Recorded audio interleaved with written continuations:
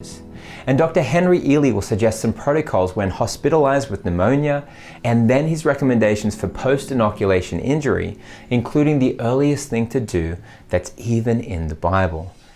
I actually have a friend right now that has his mother in at the hospital with pneumonia, and they're giving her like remdesivir or something. And Remdesivir has the worst efficacy profile of it. It's the only one that was approved in the United States. It was approved because it's the most expensive drug. Ivermectin isn't.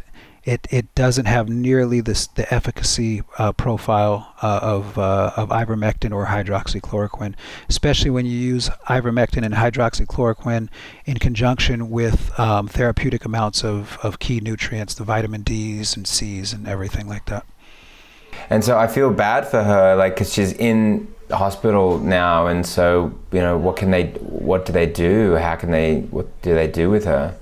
The family, if I was a advocate for the family, I would be demanding that they have access to ivermectin, and I would be demanding that they have access to nutrient therapy.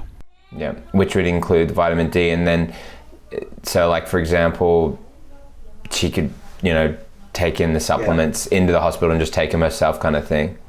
If you go to page 80 through 84 or 83, you'll see we have the therapeutic range for each of the key nutrients, and for the specific age ranges where you should be using those nutrients, or where we are advising that it's safe to use those nutrients. That'd be amazing. Thank you. I'd really appreciate that. And yeah, I do know you got to go. And so just in short, like for those that are in vaccine injury, you would suggest all the different the nutrient therapy. It sounds like would you suggest also the ivermectin, hydroxychloroquine even after just vaccine injury? No, not necessarily. No, I wouldn't. Some people are doing that. I haven't read anything that's made me feel like ivermectin is needed for the vaccine for a post-inoculation injury.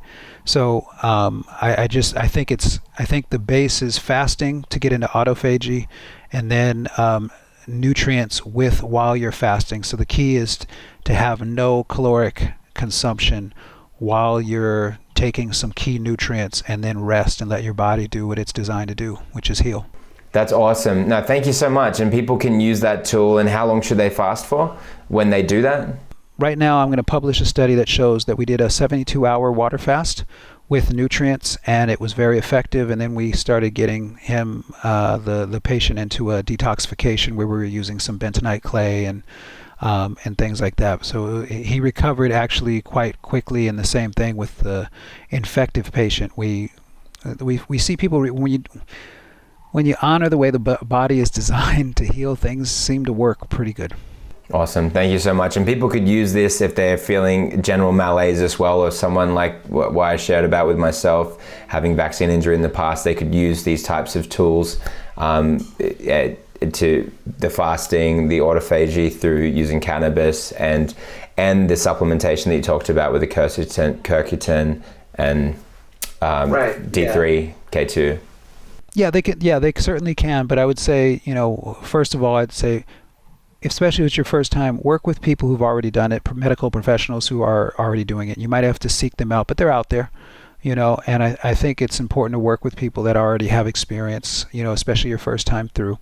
I think the easiest thing for people to do is do what's been done in the Bible, right? Fasting, right? There's a reason that it's referred to in the Bible quite, not quite often, but frequently enough to know that it's a option for healing that has been around for quite some time. And Dr. Henry Ealy shared that he hasn't read anything that makes him feel like ivermectin is needed for post-inoculation injury. He recommends fasting to get into autophagy, and then nutrients while you're fasting. The key is to have no caloric consumption while you're taking some key nutrients, and then rest and let your body do what it's designed to do, which is heal. He said a 72-hour water fast with nutrients followed by a detoxification was very effective, and that the easiest thing for people to do is what we've been doing for millennia, thousands of years, and it's done in the Bible and taught, which is fasting.